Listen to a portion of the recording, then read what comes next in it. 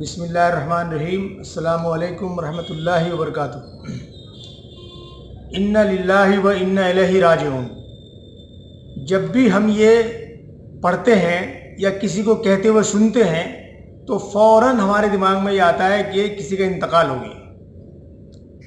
ہمیشہ ہمارے دماغ میں یہی آتا ہے کہ کسی کا انتقال ہو گیا، اور ہم سب سے پوچھتے ہیں کس کا انتقال ہوا، یا اگر ہمیں خبر ملتی ہے انتقال کی، ہم فوراً یہ پڑھتے ہیں۔ کیا کبھی آپ نے یہ دعا اس وقت پڑھی کہ جب آپ کو پتہ لگا کہ آپ کا کوئی عزیز بیمار ہے، یا اس کے چوٹ لگ گئی، یا وہ سائیکل سے یا موٹر سائیکل سے گر پڑا، یا اس کا ایکسیڈنٹ ہو گیا؟ آپ کبھی نہیں پڑھتے۔ آپ نے اس کو مخصوص ایک دعا بنا لیا کہ یہ مرنے پر پڑھی جاتی ہے، جبکہ ایسا نہیں ہے۔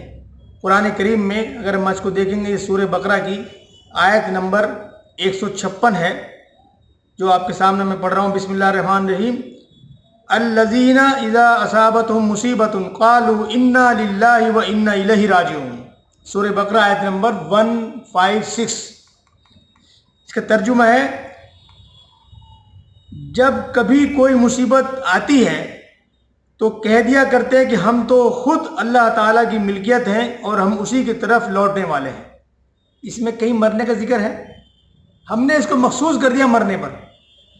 تکلیف جب بھی کوئی پہنچتی ہے اس پر آدمی کہہ سکتا ہے کہ انا للہ و انا الیہ راجعون۔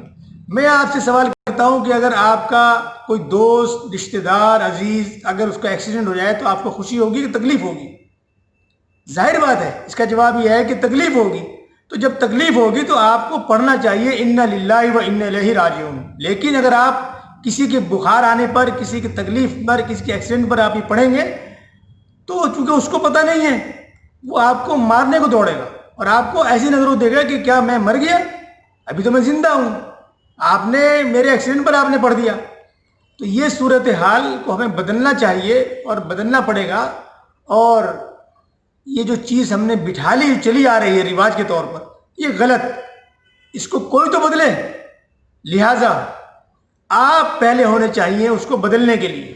آپ آج یہ سوچ لیں کہ مجھے اس کو بدلنا ہے، مجھے اس کو تبدیلی کرنی ہے، مجھے اس کو دوسرے کو بتانا ہے، کوئی تو پہل کرے۔ تو انا للہ و انا الیہ راجعون مرنے کی دعا نہیں ہے، یہ ہر اس وقت پڑھا جائے گا جبکہ کسی چیز کو کوئی تکلیف پہنچے۔ کس چیز سے؟ کسی کا کوئی چیز گم ہو گئی، ظاہر بات تکلیف ہوگی آپ کو، تو آپ کو یہ دعا پڑھ سکتے ہیں۔